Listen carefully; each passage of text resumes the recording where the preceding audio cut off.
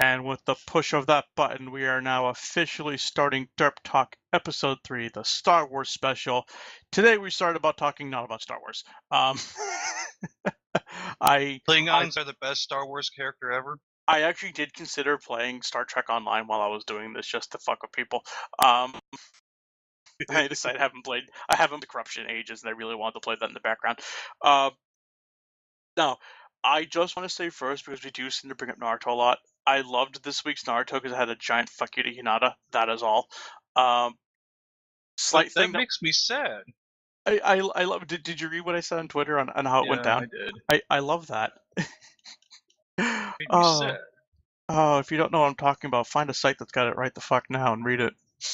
All right, so something to segue into Star Wars with, because this is going to be related. If you bear with me, it's a bit of a long segue.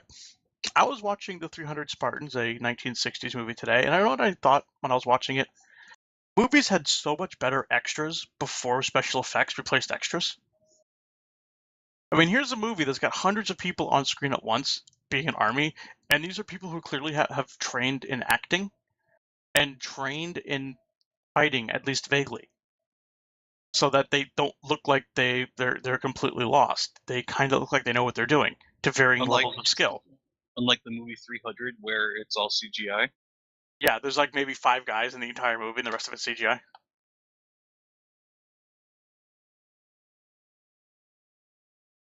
Oh, I forgot I could do that. I forgot. Do what? For those of us who actually can't see anything because this is on YouTube. Yes, I am playing Star Wars right now, and I forgot the Death Star in the expansion pack has the option of doing enhanced targeting, because it's the Death Star 2, and I could just target ships with it and blow them the fuck up. So today we're covering Klingons with and without forehead bumps, right? No, today we're covering Star Wars. And to go back to my segue, the reason that's a segue to Star Wars is Star Wars was so much better when the special effects were cheaper. Think about it. Before they remastered it, the special effects looked better, except for maybe a couple small things that no one really noticed except Lucas, because he's an uptight asshole who notices shit like that. And it felt like you were there. And then you could tell everything was fake after that because the CGI was so cheap and newish. That's the problem with the industry as a whole, is special effects always look better done practically. I'm going to disagree. CGI as a touch-up, I will as also, opposed to a replacement. I will also disagree. There are times where CGI in all its forms looks a little better than conventional. But there are also times that are the opposite. Even in Star Wars, like, I'm not sure if anyone else remembers, for Episode 1, Yoda looked horrid. He looked disturbingly messed up because he was still a puppet.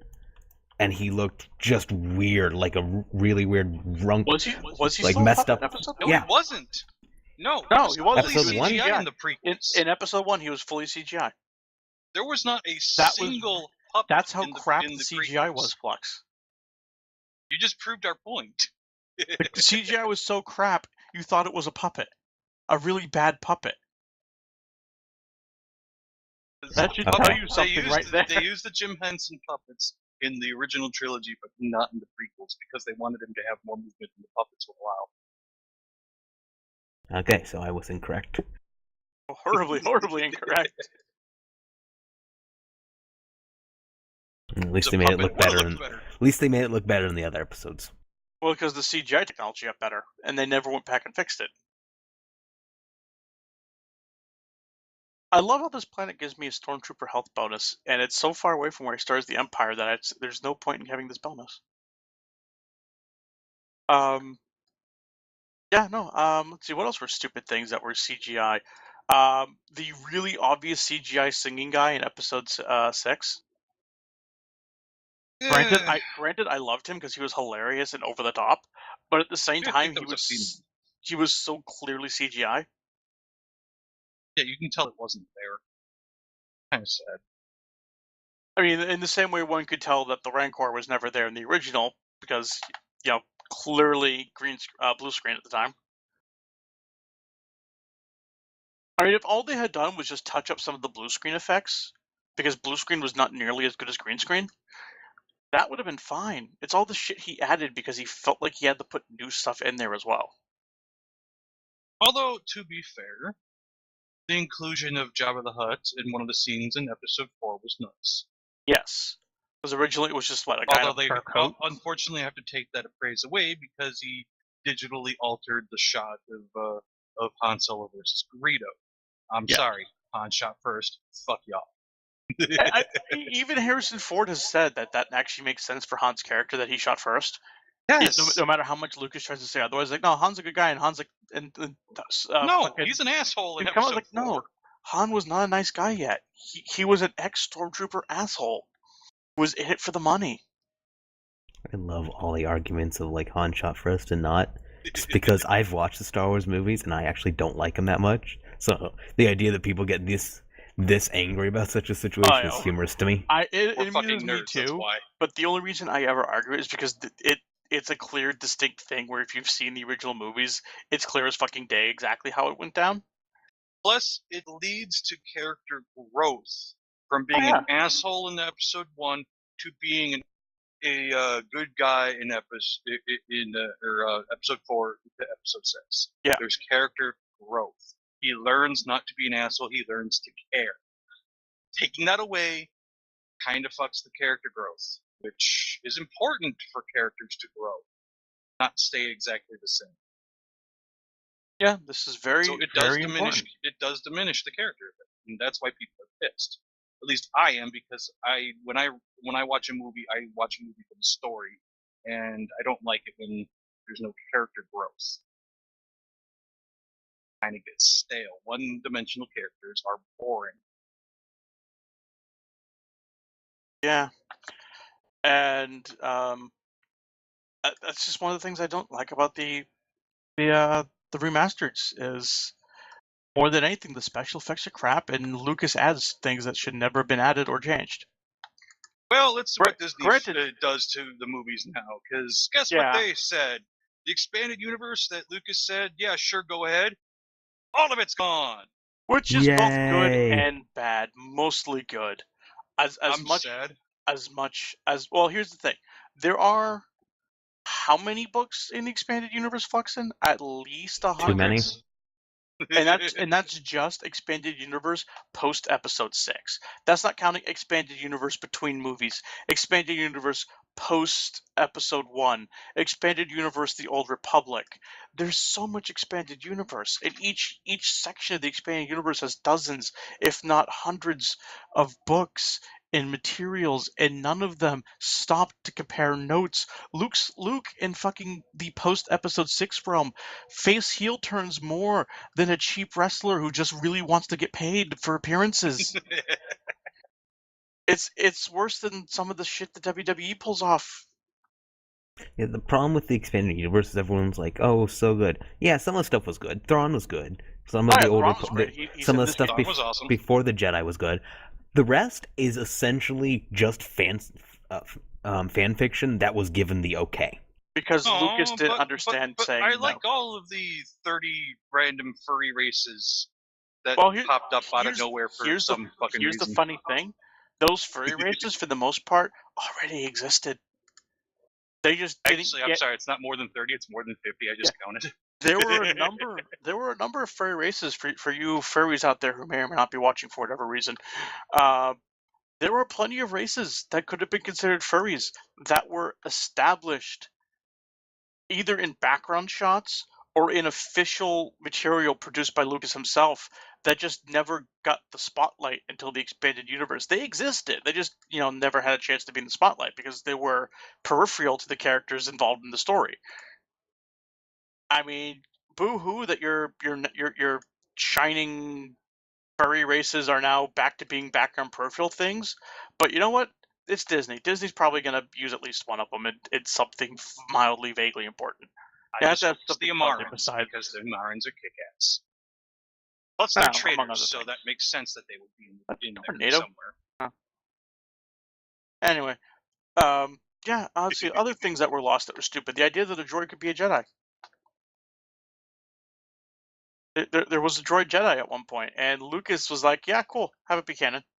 And everyone just sat there collectively going like, how droid use force? Because the droid has midichlorians. Wait, no. I forget the actual explanation they use for the fucking droid.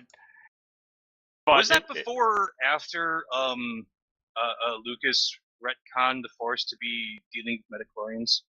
I honestly Can't remember. could not tell you.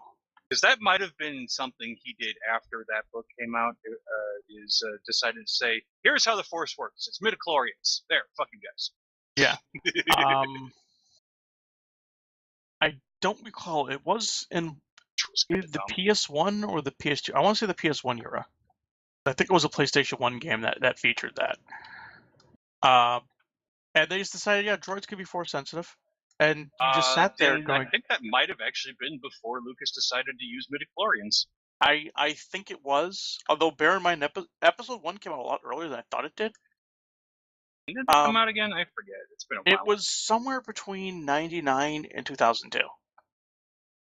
I always thought it was later than that, but no, apparently it was. It was either the early 2000s or or at the very end of the 90s, which shocked the hell out of me when I realized that. I was like, wait a minute, that's how old episode 1 is? Because here's the thing that people don't realize. I still have it. I have episode 1 on VHS. It did come out in 99. What the? Really? Yeah, episode 1 on VHS. Let that sink in. Episode 1 was old enough to be one of the last things to ever go onto VHS. That's the thing. Yeah, I feel old now. That's a realization there for you. I remember seeing that in theater. In fact, I actually still remember seeing the remastered Star Wars original movies in theaters when they did the 1 a year thing leading up to episode 1. Fun. That was fun. As a kid, I didn't care. Until you realized that it was a CG spank fest. I didn't care as a kid. The only thing as a kid I cared about was that they got rid of my Yub Yub song. I to this day love... You will choke a bitch for your Yub Yub song. I love Ewoks. I actually grew up watching one of the Ewok Adventure movies because my mother had it taped off of like Sci-Fi Channel or something from when I was like 5. Now, the question was on TV once. Is that expanded universe or canon? I don't know. I'm actually not 100% sure on how canon Ewok Adventures are. Isn't it about the blow up off so say bye-bye to your furries? Well, there's still Ewoks in episode 6.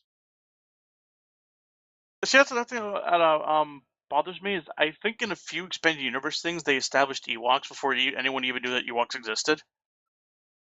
Because nobody paid attention to that bit where the discovery of Ewoks at Endor was a massive shock. Because the only people who had ever even been to Endor at that point were Trandoshians, and Trandoshians were not about to go around telling people what they were and weren't hunting. Yeah. So the implication of anything in the expanded universe pre-episode 6 that in any way involved Ewoks or the mention of Ewoks was just completely nonsensical when you considered things. Things like that's gone now, which is a good thing.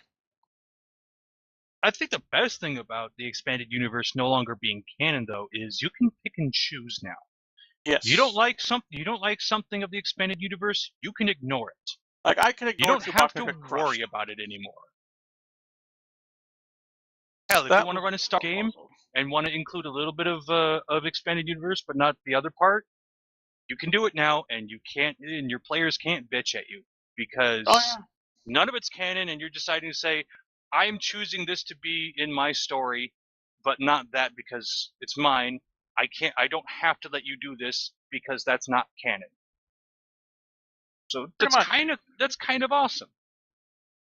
Pretty much. Because let's face it, there was a lot of stupid shit in the expanded universe. Go around blowing up planets while we do this. Yeah, the expanded universe was retarded, but then there were good things about the expanded universe. Which, if Flex is ready, are you ready, Flex? Okay, I'm finally ready. He's finally ready. The expanded universe brought up the idea before midichlorians were really considered the big thing that not only was the Force alive, the Force was a dick. And with more on that subject, here's Flex. Well, first off, it wasn't brought up before midichlorians. The whole Force being a dick thing was brought up in, as big as I can tell, it was brought up in KOTOR 2. And that came out about 2004, so long after midichlorians. Yeah. But the Force being a dick is the prevailing viewpoint of the main antagonist of the game and the main protagonist. Yeah, kind of. I guess deuteragonist isn't it called? If there's two, Kreia. Kreia's belief is that the Force, even though it's alive, it is not nice to us. It doesn't do things for us. The Force is what causes wars. Jedi and Sith have been warring for hundreds of years. Why? Because the Force. Why? If there was no Force, if there was nothing giving these evil people their powers, there would be no war. Or at least there wouldn't be a war on such a level as it currently is. So, stall for time as I quickly look up her viewpoints. Yeah, I mean, think about it. The Sith Empire comes back time and time again. Not only does it come back, it comes back in near identical forms because their ships are almost the same every time the Sith Empire comes back. And at no point does anyone question the clearly Sith-looking ships when the new Sith Empire rises. Why? Because the Force is a dick and it's clouding everyone. It's just making everyone conveniently forget that new type of fighter the Chancellor's coming up with, that looks a lot like the Sith fighters that the Sith used to use when they invaded the Republic, or that new type of ship the clones are using that looks a lot like a Sith battlecruiser. Now, the Force just decided that, I mean, gaps in time aside, at least the Jedi should have recognized it. No, the Force is just a dick and just decided that no one can remember this shit because shit happens to all the records. Why does shit happen to the records? Because the Force controls what happens in the universe, including shit happening to the records. It just happened to be an accident that destroyed all records of what the old Sith fleet looked like. Well, now we're not going to question when Palpatine shows up with a new Sith fleet, just suddenly being built by the Republic itself. I just love it. There's just so many things. It's just like, why? Why is this not being questioned? The movie, I think it's episode 2, actually does state that it's hard for them to see who's friend and foe because the Force, the dark side of the Force, is clouding everything. Yeah, so but they here's can't the thing. figure anything out. In Kreia's mind, the light and the dark side of the Force are the same Force. It's the same thing being called a different name by both sides because neither side wants to admit that it's a singular entity that's just being a massive dick and playing both sides against the middle. It's amazing. Well, at least it's better than what Anakin was supposed to be, and is the balance to the Force. I actually like that explanation a bit. As cartoonish and childish as it was, the Clone Wars cartoon did bring up a good concept that it gave Anakin a reason to be the chosen one. As stupid as that reason was, I applaud it for coming up with a legitimate reason for Anakin to have turned evil, other than I want to bang my wife. Well, no, he did bring balance to the Force. The dark side had 2 people.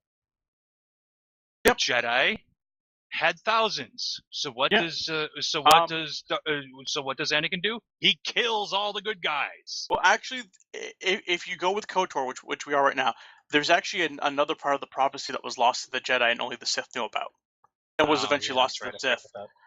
The true chosen one was actually called the Sithari. It was originally a Sith prophecy that a Sith would rise who was both Jedi and Sith and would destroy both. And look what Anakin did. Yeah, he destroyed both and put them on equal footing. Now there was only one Sith and one Jedi. And technically not even that, because Luke, in most tellings, Luke is a gray Jedi. Yeah. He is neither Sith nor Jedi, because Luke understood what Yoda taught him. And Yoda taught him, we fucked up. We shouldn't have just blindly followed the light side of the Force. The Force is a dick, man. Don't just do whatever the fuck it tells you. That bitch be mean. There's also the fact that, at least in the expanded universe, Luke also followed the whole belief that Kreia had that the Force was evil, mainly because he fought Abeloth, who's just like this giant Force monster. Yeah. So he saw that the Force is evil, but instead of Krea's decision that the world should be without the Force, because she saw that there was an example that people can survive without the Force. Luke, I don't believe, knew that, so his idea was that you have to keep them in perfect balance. Can't ever sway between the two. Luke took a very zen approach to the balance of the Force.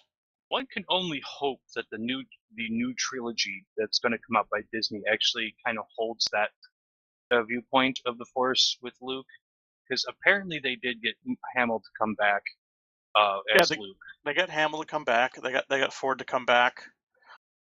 I'm hoping they do something along the lines of Luke's Grey Jedi days. I'm hoping.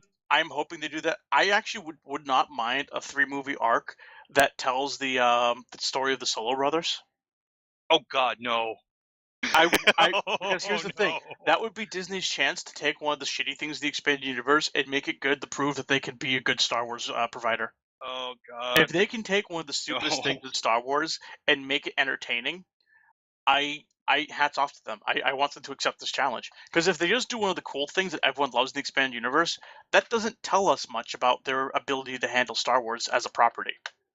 That trying to use the Solo brothers saga in movie form, that doesn't bode well. I don't know if I want them to do that. All I know is those stories kind of sucked. I know they kind of suck, but if they can condense them into their truest, basest form, the story of brother against brother divided by an ideological difference, then it could make for an interesting story if told differently than what the books did. That could be Disney's chance to say, you know what, you think we're going to be shit at doing the Star Wars thing? Let's take something you hate out of the expanded universe and make it something you love. Disney's the kind of asshole who would Disney's the kind of asshole who would do that on principle because people question them. I mean, they've actually handled a lot of the Marvel cartoons that they've been doing since they got their hands on Marvel surprisingly well, despite everyone's thinking this is going to end horribly. Not only has Disney done it well, I've actually enjoyed some of their stuff. I like their new Spider-Man cartoon.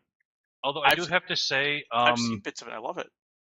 I do have to say, my thought. What are your thoughts of Leia being a Disney princess? My thoughts on that is simple. Leia was technically never a princess to begin with. Because something that Lucas does not put in the movies is that she's not a real princess. Alderaan has no monarchy. Not only does Alderaan have no monarchy, Alderaan's kind of a giant asteroid field right now. True. So she is neither a princess nor is she Disney. Wait, hold on. Just reading. It was a puppet Yoda in the first episode. When they re-released it on Blu-ray, they changed it to CG Yoda. Really? It was in the first episode 1 when it came out in theaters. The Yoda that looked like a weird raisin. Yeah, that was puppet Yoda. Really? Because I didn't. I guess I only saw the Blu-ray run because I didn't actually see it. Episode 1 in theater. I missed that one. He had like 50 wrinkles all over his face. It was disturbing. Okay, yeah, I remember that. Like if you I haven't watched the. I can't remember whichever one Yoda's in, but I don't believe you see him that up close that often. They did a lot of close-up shots with him, and he was like one of those dogs with wrinkles, just as a green alien instead. Yeah. So there sometimes isn't good to use puppets in place of CG. Well, if your puppets are shit, don't use puppets. Yeah.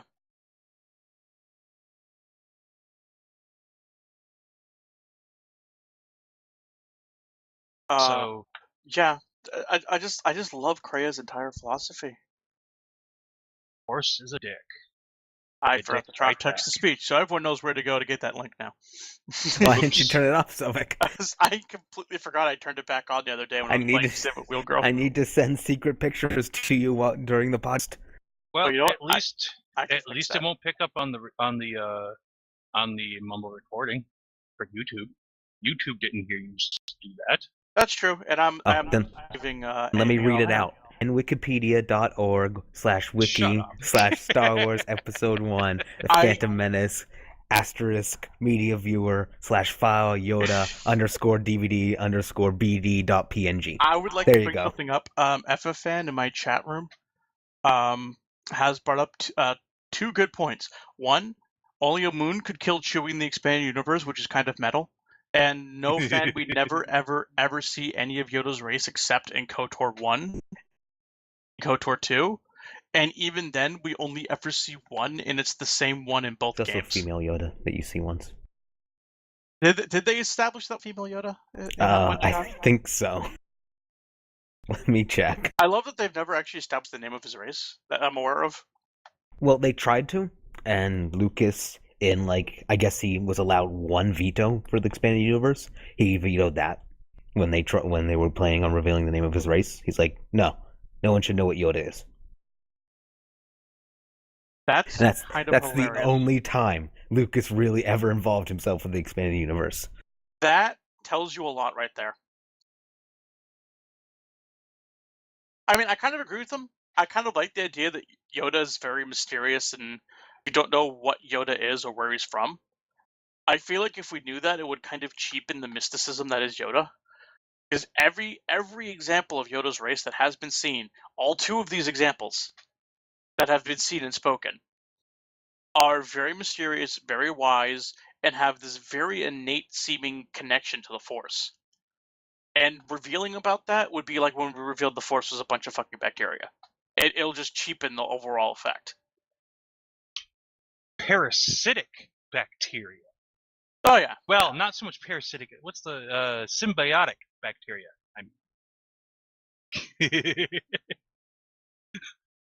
I mean, that's almost as bullshit as the entire premise of Parasite Eve.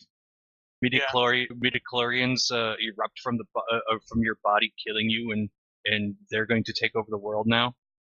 Yeah. You know what else is a good thing that was brought up by the expanded universe? The idea that the Empire had more than like 3 types of TIE fighters.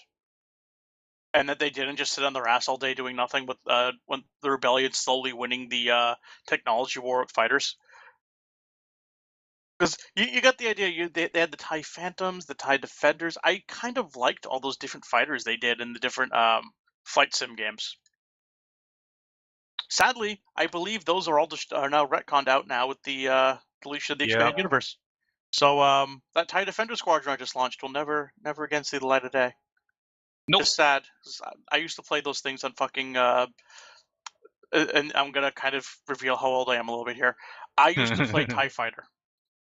Granted, I played TIE Fighter on a Windows 95 machine and not on an actual DOS machine, but I still played TIE Fighter. And one the of my fact that you owned a Windows 95 machine says a little too much as it is. Not only that, the Windows 95 machine was our second computer because Dad didn't want anything to do with Windows 3.0. 3.0 and 3.1 were kind of crap. Yeah. We kept using DOS through the early 90s actually in my house until Windows 95 came out. Because there was nothing better than DOS. I mean, granted, I think we had a version of DOS that did have a visual interface at one point, besides a command line prompt. Yeah, there are various menu systems you can get for DOS. I think at one point Dad set that up for me because I kept forgetting how to type in the command for EXO football. Again, revealing how old revealing my age a little bit. Where I remember playing football on DOS when the players were X's or O's depending on which side of the ball they're on. There were a lot of Star Wars games in early DOS, though. Oh yeah, there were a lot of Star Wars games. Not only in early DOS, in early console games. Once we got out of the cartridge era. Oh yeah. Early PC gaming. Once we really got into full 3D gaming on PC. I mean, I have a copy somewhere of Shadows of the Empire. I used to have Rebel Assault, that FMV movie, that game that I had on Windows 95. I have no idea what happened to my copy of it. I think I lost it when I gave a bunch of my CDs to my uncle, and he subsequently lost the entire bag of CDs. Ouch. And a lot of my games were there that I really wanted to get back because he never played them, he didn't want to keep them, and then I could never find where they ended up. And to this day, I greatly regret giving up like half those games. The Rebel Assault series, the Rogue Squadron series, TIE Fighter, X-Wing. I still have my CD of X-Wing Gold, the Windows 95 version of X-Wing that had the actually playable difficulty setting. Because they decided that X-Wing was too balls fucking hard on certain missions. So there was the option of doing special edition versions of the missions that were less hard, or doing classic mode, which was more hard. And oh my god, some of those missions on classic are just unbearable. There's one mission in particular, you're in an A. No, you're not even in an A-wing. You're in a Y-wing doing a scout mission. Why are you in a Y-wing doing a scout mission? Not only you're doing Because the game hates you, Yeah, apparently. the game hates you. Not only are you doing a scout mission, it's a scout mission where, as part of the mission, you have to rescue 2 shuttles of prisoners, but you don't know which shuttle. You have to scan all the shuttles. Meanwhile, there's a frigate that's maybe 20 minutes of flying away. That frigate is constantly launching wave after wave of fighter, and you don't have a wingman. And you're in a Y-wing, which, for people who don't know about the early games, whenever they had Y-wings in the early games, they were slow as shit and could not dogfight worth a damn, because they established very early on a Y-wing is designed to be a bomber. Bombers are big, heavily armored, crappily shielded, and their only decent weapon is the fact that they can carry a crap ton of torpedoes and missiles. That was the prevailing thing with Y-wings in early games. And this mission was like, okay, you got a time limit and you're constantly under attack. And so help you, if one of the rescue shuttles that warps in whenever you rescue, identify and disable a shuttle that has a prisoner on it, gets destroyed, you instantly fail. Because the game just said, fuck you. Old school gaming hard. How I don't miss you sometimes. And just is so much about Star Wars I love, though. Quick question. Yes. Maybe because I've never seen the movies or paid that much attention to them other than when they were run on Spike. Fair enough. The phrase "the Sith only deal in absolutes." Do they ever bring up that itself is an absolute? No. No, they It's never. been a joke for a long time. That has been a joke for a long time. Also, such a crap thing to say. I think it's only ever mentioned in that one movie. I think in every other thing that involves the Sith always deal in absolutes. No, if I remember right, the original trilogy said that the Sith focused too heavy on emotion or something like that. Yeah. The Sith always deal in absolutes. Vader, what do you want for dinner? I don't know. You're not a true Sith. No, because think about it, every example of the Sith ever are decisive. They know exactly what the fuck they want and how to get it. Any uncertainty they have is only in how well their plans may or may not turn out when it meets contact with the enemy, be it whoever the Empire is fighting or their fellow Sith. That is the only doubt that ever enters into the mind of a Sith, is, will my enemy outthink me? And even then, while they have that doubt in their mind, at the same time they're thinking immediately, well, if they do outthink me, how do I work around that? Because I doubt my plan slightly, so I want a second plan. And then once they have the second plan, they stop doubting, because now they've assessed the doubt and dealt with it. Doesn't KOTOR 2 kind of bring up the point that that's exactly the same thinking of the Jedi?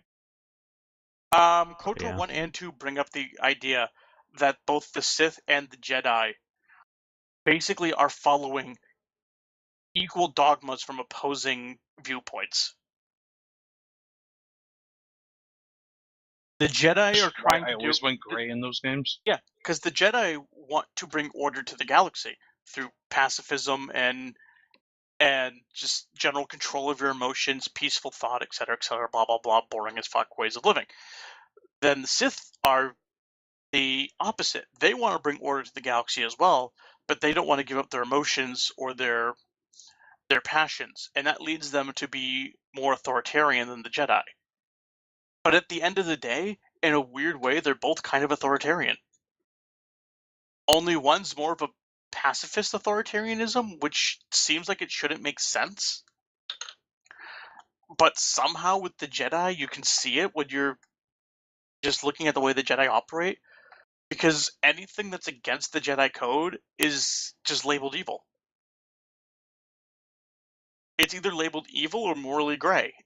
which granted, all the time it is morally gray, but it's still that absolute thing where the Jedi just label everything around them in the galaxy as But basically yet Yoda Jedi, not allowed, Jedi. Qui-Gon Jinn to go gray.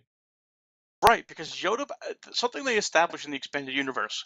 Another point to the expanded universe here: Yoda acknowledged the need for gray Jedi, but he did not believe in the gray Jedi. Because Gray Jedi of Qui-Gon is canon.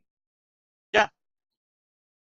In fact, Because he Qui-Gon, learned something that was not. He learned an ability that was not part of the light side of the Force.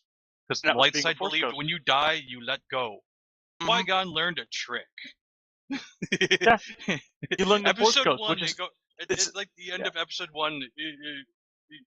Qui-Gon ends up learning how to be Force Ghost, which he learns it a little proves before. that being a Force Ghost at the end of Episode 4 with Obi-Wan, and at the end of Episode 6 with Darth Vader. Yeah, Force Ghosting is not a light side ability. No, so it's not. It's actually a dark side ability. so It was invented by the ancient Sith. yeah, so the whole special edition of Episode 6, switching out the original actor for Hans from the original trilogy, is fucking stupid. Yep. Why'd they do that? Why did he make that canon? He regressed to his free look instead of his adult look. Because he's like a Force the rest ghost, of he them. can look however the fuck he wants to. Okay, that's an excuse I will. Just makes me think of a comic I read. I can look whatever I want to, so I'll revert to my ancient look. And then we cut to Yoda, who now has like a six-pack and flowing hair. So we're going with Soul Eater logic. Apparently. The implication now being that apparently Mosquito was a Force ghost all along. But no, it was established, I think, actually in KOTOR 1. Force Ghost was a technique of the original Sith. The original Jedi who turned dark. They hinted not it. The actual Sith. They hinted it in Episode 1, though, which Yeah. I find to be fascinating. They hinted it wasn't a light side ability; it was a Sith ability. And Qui-Gon was regularly kind of bending the rules of the light side all the time. In the books, pre-Episode 1, they established he learned about how to be a Force Ghost before Episode 1. Because obviously he didn't just learn it over the course of Episode 1. That would just been bullshit. Yeah. He learned it ahead of time because Qui-Gon was trained by another Grey Jedi. Just as he raised Obi-Wan to become a Grey, because Obi-Wan was actually a bit of a Grey Jedi as well toward the end of the Clone Wars. He wanted Obi-Wan to be a Grey Jedi. Yep. Obi-Wan just never really connected to it in the movie, but in the books you can actually see a lot of Grey Jedi tendencies in young Obi-Wan that he lost over the events of the early Clone Wars because he got caught up in the fighting of the war, and it made him lose sight of those teachings that Qui-Gon had taught him. Yeah. But he over the course of the war, though, he slowly got them back as he watched Anakin. He realized Anakin's kind of Grey Jediing this shit. It's reminding me a bit of Qui-Gon. I should probably remember some of that shit he taught me. And in the books that take place between episodes 2 and 3, you can actually see that in those books, Qui-Gon, Obi-Wan has gone full Grey Jedi almost. He's actually begun teaching Anakin Grey Jedi ways. Except that's all thrown out the window now too, unfortunately. Yes.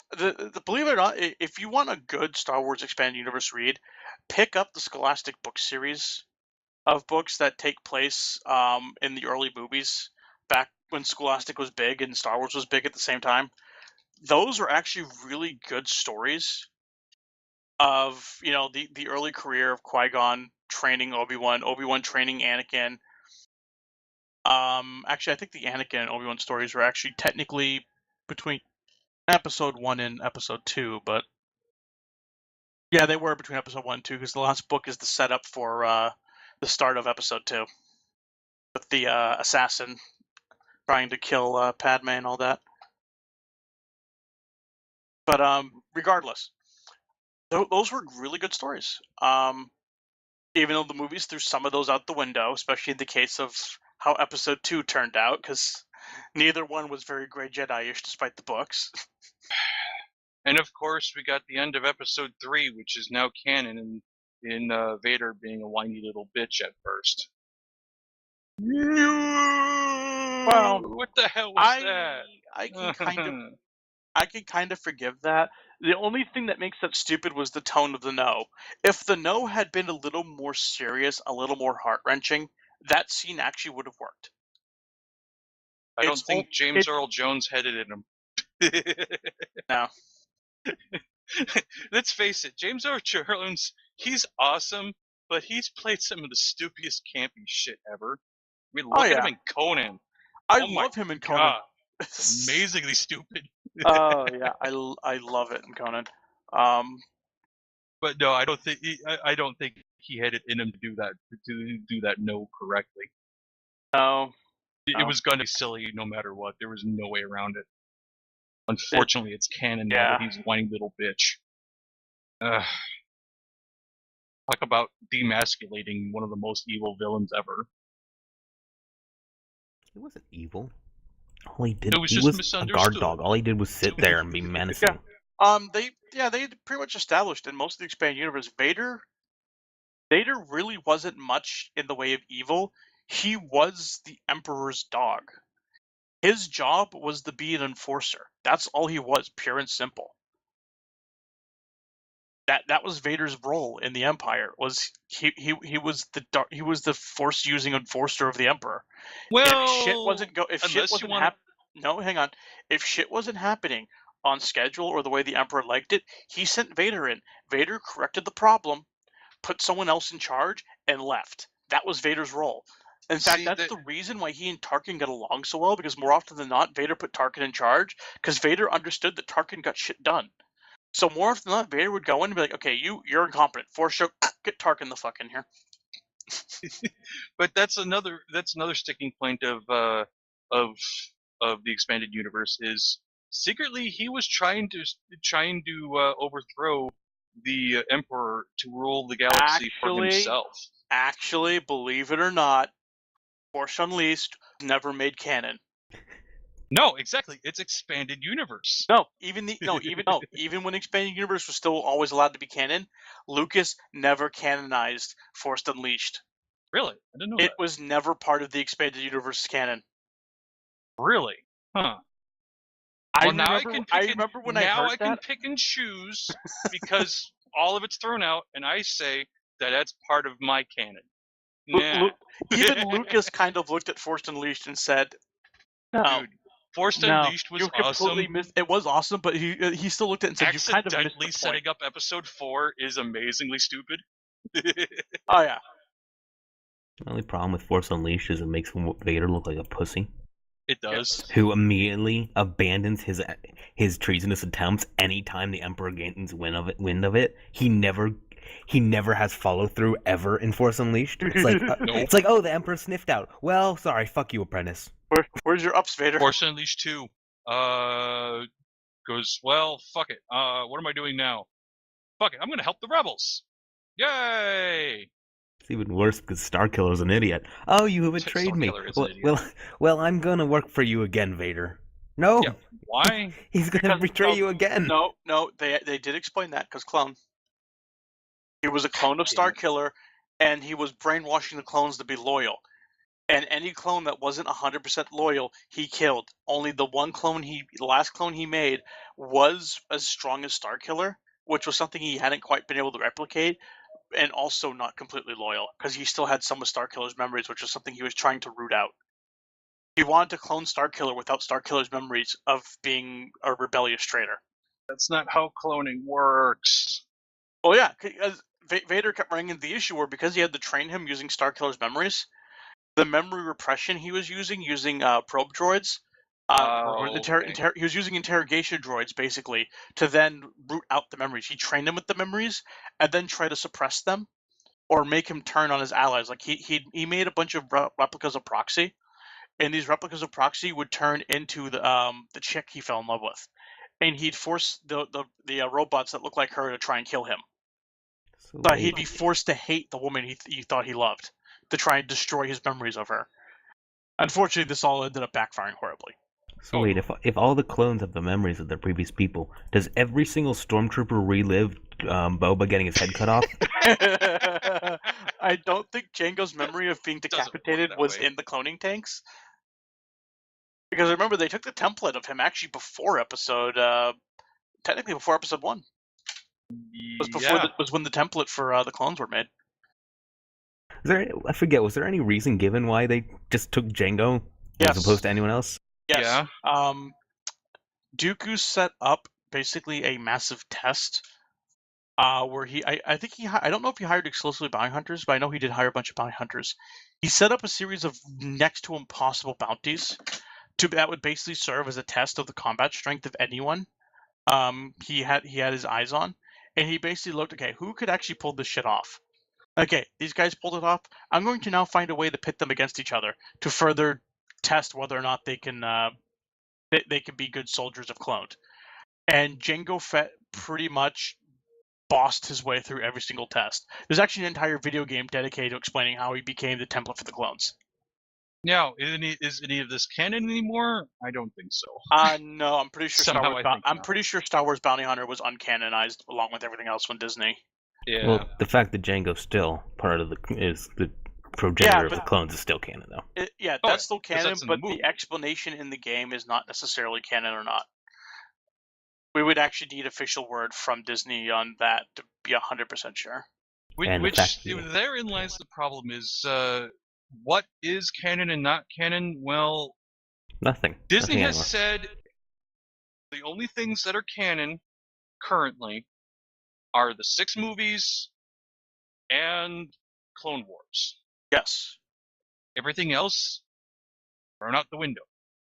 Which is kind of awesome that they kept Clone Wars, though. Yes, but there's a reason they did that. Clone Wars was fun. There's a reason they did that. They own the team that made Clone Wars now, and they're making the new Star Wars Rebels series. So as a peace offering to them, they kept Clone Wars canon. I think that might have been part of the contract deal on making Star Wars Rebels. Maybe. I think part of the deal is if they made a show for Disney, Disney had to keep their other show canon. That's perfect. That means Father's canon. So the Force is still a dick. Yeah, the Force is still a dick in canon. Because the Force is still a couple of very angry children that killed their dad. Yep. So that the whole Anakin being the chosen one is still indeed canon, which is awesome. And his reason for no longer being the chosen one of I don't want to be here, I want to go back to my wife. Well, this is more important. Fuck you, I'm married. There's some good things coming with canon. We get something awesome which also out of it means still. Cad Bane is canon. Sweet. That's awesome. It also means that Jabba the Hutt's son is canon. Unfortunately, that annoying twat. Actually, Jabba the Hutt's son actually had some stuff in Expanded Universe before Clone Wars. I know, but Clone Wars made him an idiot and an annoying twat. We're on Jabba the Hutt's son was a baby in Clone Wars, so I don't know how you got that. Oh no, wait, or was it his cousin? Yeah, his cousin Zero was the one that was a dick. Yeah, no. Cousin. While we're on Star Wars, can I bring up the topic that the Hutts, my heavily debated topic that the Hutts could never have ascended to become Apex Predator, so they should never have become as powerful as they are? I'm actually convinced that they may have evolved from parasites instead of predators. That's the only way I can see it. And that their planet was primarily herbivores and not carnivores, in which case a parasite species would actually evolve as the technically apex predator. Well, even then it brings up the problem, how did the Hutts start their cartel? They have no strength on their own. Well, no, they started their cartel as the remnants of the Hutt Empire. And but then how did they start an empire? They started the Hutt Empire the same way they run the cartel. They paid other people to do it for them. How did they get money? Because they had a trading empire. They had the innate understanding that they cannot survive on their own. Therefore, they need to find a way to make themselves valuable to others. Thus, going with my theory that they were parasites. This means they had to gain wealth. How do they gain wealth? They trade. to be good at trading, you have to become a master at getting information, which also keyed into their time as a cartel. The Hutts, I think, just evolved as a civilization on the concept similar to like the Ferengi in Star Wars. As long as we're just brilliant traders, negotiators, diplomats, and just getting information and selling it, we can build money. Money buys arms. Arms can be given to soldiers who can also be bought with money, and they can do shit for us. I think the Hutts just literally built an empire on the back of slavery and just smart business deals in hiring mercenaries. Sounds about right. They would have essentially had a mercenary empire similar to. They literally would have built the Persian Empire because that's how the Persian Empire worked. The Persians themselves were pussies. They just enslaved everybody around them using debt and business, and then they forced them to be soldiers for them. Like your empire, who's now in massive debt to us and owes us everything. You had good soldiers, right? Okay, go fight for us. That's how ancient Persia became what it was. Which, makes 300 seem so much more lame when you realize that's really all Persia is. They were basically a business empire that forced other kingdoms to be in massive debt to them and then fight for them. Because that's all they did. They were a slave empire. They were built on slave trading. And I think that's how the Hutts came to be in power. And then when the Hutt Empire was overthrown, because eventually people get tired of taking orders from the Hutts, they kept the underworld connections they would have undoubtedly built up as part of an empire. And especially the Hutts that would have been in charge of things like espionage and law enforcement, they would have understood the ins and outs of the criminal underworld of their own empire. They would have just taken that knowledge. Yeah, so they would have just bought a planet and then established their own criminal network, knowing what they learned of the criminal networks they took down in their own time as an empire. There you go. I just validated the Hutts.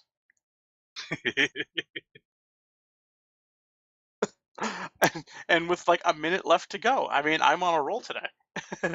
Oh, more like 7. But really? Oh, that's right. We started a little late, didn't we? Yeah, little. I mean, let me actually check my recorder time. Double check on that. Recorder time. Oh yeah, you're right. We got about 7 minutes left. So I just have one question for each of us. Yes. What is the thing that we're missing most about the expanded universe being thrown out? Besides the Yuuzhan Vong? Yeah, I guess.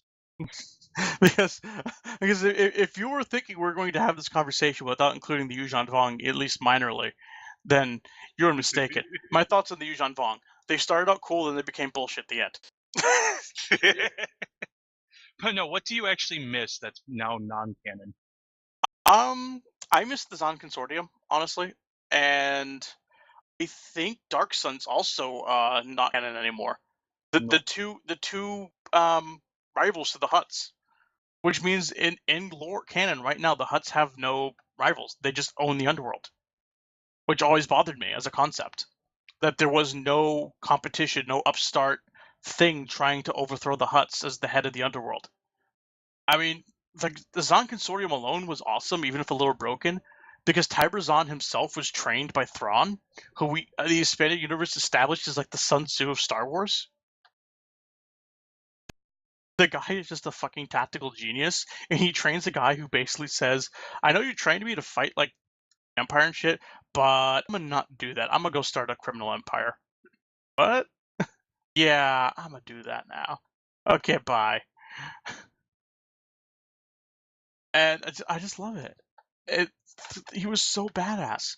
I mean, in this game alone, which tells a lot of the story of Tiber Zahn, he actually hijacks a droid facility from the Clone Wars that was never destroyed, where they were apparently building modified versions of the destroyer droids, the droidicas, that would have not only have been bigger and more durable, they would essentially have just been tank droids that were literally giant droidicas. They had ion cannons. And if you know anything about Star Wars, that's kind of cheating. Ion cannons are shit in Star Wars.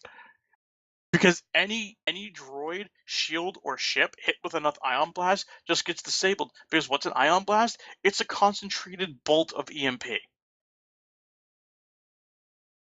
You have a droid that can either shoot lasers or shoot concentrated electromagnetic pulses. That's just a fuck you to anything that tries to fight them. So, And Flux, I love it. what do you miss most about the expanded universe now? I don't really miss anything. I'm not gonna lie, I never understood the problem with it being canon or not. I think the ideas are cool yeah. regardless of them being canon. I agree. I just liked the idea that Lucas technically approved of some of these things. My main problem is the fact that even if when they were canon, no one was checking with everyone else to make it so it was like one giant story. Right, yeah. So it doesn't matter regardless of if it's canon or not. It's just there. If it was canon, that's a small thing that I guess you take happiness in the fact that it's not a fanfic. But otherwise, it's the same thing as it not being canon. Yeah. Unfortunately, I was going to say what you said, Sovek, but for the sake of difference, I'm going to miss the Mary Jade stories. No, you can miss the same shit I miss if you want to, dude. Doesn't matter. But the Mary Jade Chronicles actually had some niceties of showing Luke that there needs to be gray. There can't be black and She white. was part You of the really need X-Wing gray. series of books, if I recall, right? No, I thought she had her own trilogy or something She like might that. have. No, she originally appeared in X-Wing. Oh, that's right. She originally appeared in X-Wing when she was still angry about the Emperor dying because she was literally the Emperor's right-hand assassin. Yep. She was basically the shadow behind the Emperor at all times, who was just given these orders to do shit that he didn't even trust Vader with, because Vader lacked the finesse to do shit sometimes. And that idea alone is kind of really fucking amazing. Oh yeah, because she was also, I think, the only Force sensitive he didn't turn into an acolyte besides Vader. Yep. Because they established very, very early on with the expanded universe and just with Lucas's own notes, those guys in the red suits that you see hanging around the Emperor all the time, each one of those is what happened to all the Force sensitive children during the Purge. When Vader went around killing Jedi, any children he found that were Force sensitive get sent to the Emperor in like secret training camps on Korriban, where the Emperor just brainwashed them with the dark side of the Force, purposely stunted their Force development so they would never be a true threat to himself or Vader, and taught them only just enough of the Force to be completely badass compared to a normal human, or whatever their race may be, but not be a threat to an actual true Jedi or Sith. Like I think they know like force pull, force push. I think they can sense the force, but that's like about all they can do. Even then, most of them can only sense the force and only have that sort of force honed reflexes that force sensitive have. Very few had the actual ability to use force powers. And that was just what happened to those guys. And Mara Jade, for some reason, they decided she's so badass, we're not going to do that to her. We're One just of the gonna few people who can use a lightsaber. Yeah, we're actually going to train her how to use a lightsaber. We're going to train her properly in the Force slightly. Because I think she was aware she was Force sensitive, but she'd basically been taught and brainwashed into thinking that Force sensitive and Sith were at the same, and Jedi were at the same thing. Because if I recall, she was also mind linked to the Emperor. So when the Emperor died, she got one hell of a migraine. Yeah, because the Emperor's thoughts were constantly in her head. That's how the Emperor ordered her about. The Emperor just had to think, and she'd know what he wanted. Gotta be one hell of a wake up. Like all of a sudden, person you're psychically connected to is dying in your head.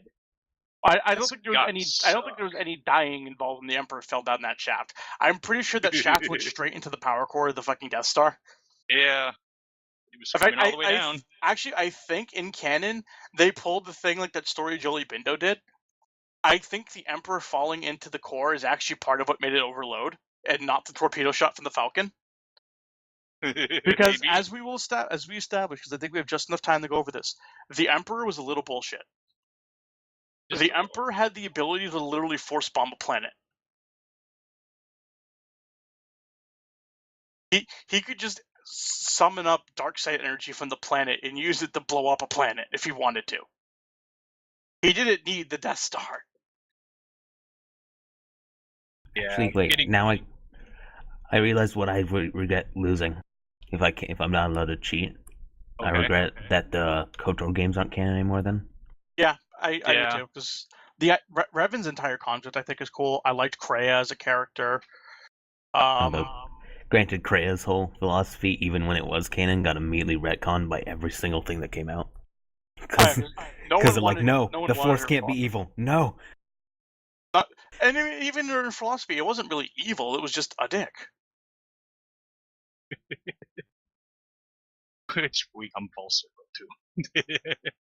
And I bring it, and that way I bring it all back around. Because the Force is still a dick in canon. Oh, yeah.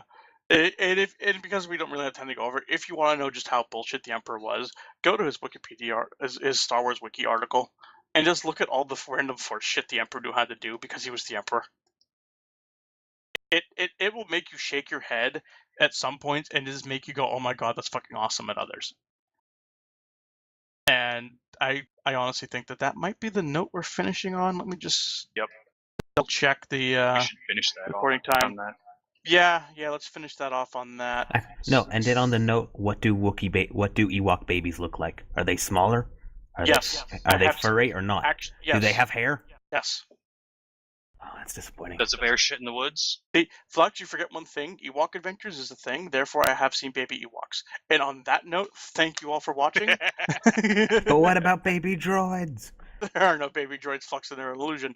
No. Thank you all for watching. I hope you enjoyed. This has been Sovek, Fluxen, and Red Fox for Derp Talk with Sovek and Friends, the Star Wars special. As always, you can catch my stream here. You can catch Red Fox's at redfox_nightfox, twitch.tv/that, Fluxen, twitch.tv/Fluxen, etc., etc. I have a Patreon. The link is in the description if you want to support us. Thank you, and good afternoon. Or and whatever again, time it is with the this nude recording. pic request. If you can't support Sovek on Patreon, just send pictures of boob to Flux on Twitter. And as we established last time, they don't have to be female boobs to send the Fluxen, so send your hairy man tits to Fluxen. Good night, everybody. I will rate them on a 1 to 10 system. 1 to 10 system. All right, good night, everybody.